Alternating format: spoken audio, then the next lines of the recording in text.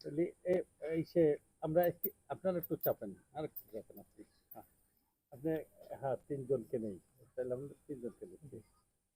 হ্যাঁ, ভাই একটু জাতির উদ্দেশ্যে বলেন। ধন্যবাদ মিডিয়ার ভাইরা, আপনারা এখানে যারা আছেন তাদেরকে আমি মানবাধিকারের পক্ষ থেকে অনেক অনেক ধন্যবাদ জানাই। দেখেন, আজকে আমরা এমন একটা ঘটনা নিয়ে, আপনার হচ্ছে ফরিদপুর ডিস্ট্রিক্টের আওতাভুক্ত সদরপুর থানা, আপনার এই গ্রামের নাম হচ্ছে আপনার চাররশি গ্রাম। এই গ্রামে একটা এতটাই অমানবিক ঘটনা ঘটেছে যেটা হয়তোবা আসলে দুঃখজনক একটা ব্যাপার। তারই ধারাবাহিকতা এই ভুক্তভোগী পরিবার আমাদের মানবাধিকারের সহযোগিতা কামনা করেন। আমরা মানবাধিকারের পক্ষ থেকে হেড অফিস থেকে এই গ্রামে আসছি এই ভুক্তভোগী পরিবারকে ন্যায্য বিচার পাইয়ে দেওয়ার জন্য।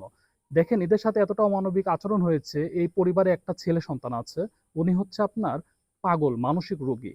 আর এই যে ছেলের যিনি বাবা আছেন, উনি হচ্ছে আপনার প্যারালাইসের রোগী। এই ফ্যামিলির উপরে পাশের একটা পরিবার এতটাই অমানবিক নির্যাতন করেছে।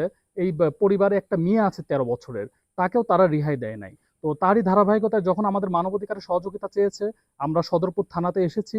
এখানকার ওসি সাহেব যিনি আছেন, ওনাকে মানবাধিকারের পক্ষ থেকে অনেক অনেক ধন্যবাদ জানাই। উনি আমরা আসার সঙ্গে সঙ্গে ঘটনাস্থলে প্রশাসন পাঠিয়েছে।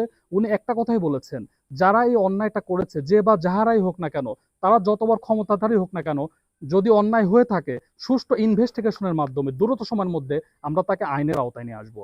আর আপনাদের মিডিয়ার ভাইদের মাধ্যমে আমি একটা কথাই বলতে চাই, দেখেন, বাংলাদেশে এখনো আইনের সুবিচার আছে।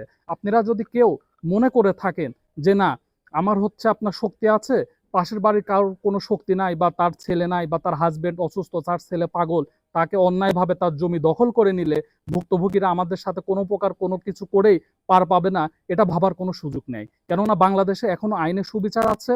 এই সুবিচারের মাধ্যমে আপনাদের মিডিয়ার ভাইদের মাধ্যমে আমি একটা আহ্বানই জানাবো, এই বাংলাদেশের যত প্রশাসনিক দপ্তর আছে, এরকম ভুক্তভোগী পরিবারের পাশে আপনারা প্রশাসনের দিক থেকে সাপোর্ট করলে আমরা এতটুকু মনে করি এই ভুক্তভোগী পরিবাররা ন্যায্য অধিকার পাবে বলে আমি কামনা করি। তো তারই ধারাবাহিকতায় এই বিশেষ করে এখানে যারা প্রশাসনের ভাইরা আছেন ইনভেস্টিগেশন করার জন্য, এই ভুক্তভোগী পরিবারের সঙ্গে কি কি অন্যায় হয়েছে, ওসি সাহেব বলেছেন আমার অফিসার ঘটনাস্থলে যাচ্ছে, ইনভেস্টিগেশন করে আসে আমাকে যে রিপোর্ট করবেন, তার ধারাবাহিকতায় যে ধারাগুলো এখানে প্রযোজ্য হয় সেই ধারাগুলো আমি এখানে অ্যাড করে দ্রুত সময় তাদেরকে আইনের আওতায় নিয়ে আসবো। প্রশাসনের কাছে এটাই আমি আহ্বান জানাই। ধন্যবাদ আপনারা যারা মিডিয়ার ভাইরা আছেন। আসসালামু আলাইকুম।